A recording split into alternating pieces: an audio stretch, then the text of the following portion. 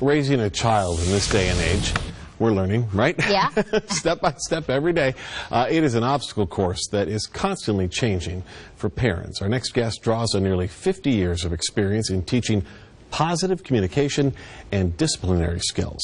Psychologist and parenting expert Dr. Kerby Alvy here with advice from his practical guide, his book called Parenting Errors, How to Solve Them. He also is the founder of the nonprofit organization, the Center for the Improvement of Child Caring in California. Good morning. How are you? I'm terrific. I'm good. Happy to be here. We're happy to have you. So what are the two areas that you looked at before writing this book? Well, I looked at what other books were available. There are a lot of books on mistakes, but there was no book that focused on the errors that we parents actually are prone to make because the job itself is really difficult.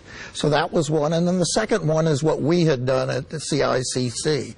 We've had programs for almost 50 years, but we hadn't focused specifically on the errors that parents make and give them an approach to how to handle the errors. It seems like it's constantly changing as time marches on. What would you say are the three major differences parenting today versus, say, the 1970s? Well, it's the context of parenting that's changed so much. We have so many people running families on their own.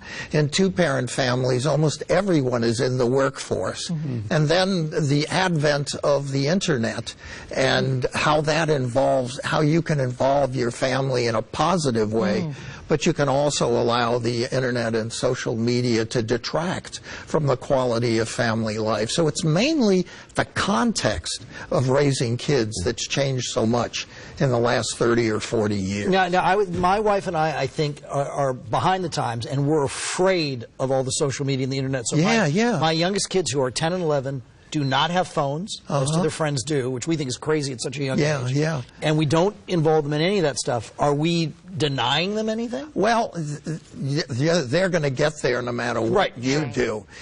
You should try to make it a positive part of your family life. Incorporate it, and also have rules that, there's no texting, etc. during family meetings. I mean, there are a lot of do's and don'ts. So you can actually take some control over that. We hear a lot about the helicopter parent, right? The parent that's always hovering, and what's your take on that? Is that a good thing or a bad that's thing? an issue of being over-involved and not promoting independence. And being very involved with children is part of being a very good parent, but you can overdo it. And in the book, we look at a very different approach. We call it an authoritative approach, where you're very much involved with your kids, but in a positive way, and you give them enough space to be an individual. So we promote a slightly different approach to parenting. I like that. Is there a way you're hovering too much, that you're not giving your child that independence? When they're moving away from you. They're trying to get away? Okay. They let you know that you're overdoing it. You are a very prominent expert in parenting, specifically for Latin American and African American families. What are some differences for minority parents and programs to help raise their children? Because of their history in this country, of our history of racism and prejudice, it's harder to raise a competent African American kid without having to look at what's the impact of racism on your children. What do they have to cope with? When we created the Effective Black Parenting Program, there were no programs that acknowledged that racism plays a role in how you raise kids and how they think about themselves. So we created a pyramid of success for African American children, where you model and teach certain you want to bring out certain characteristics in your kid, including pride in their heritage. And the program teaches parents how to include that in their relationship with their kids.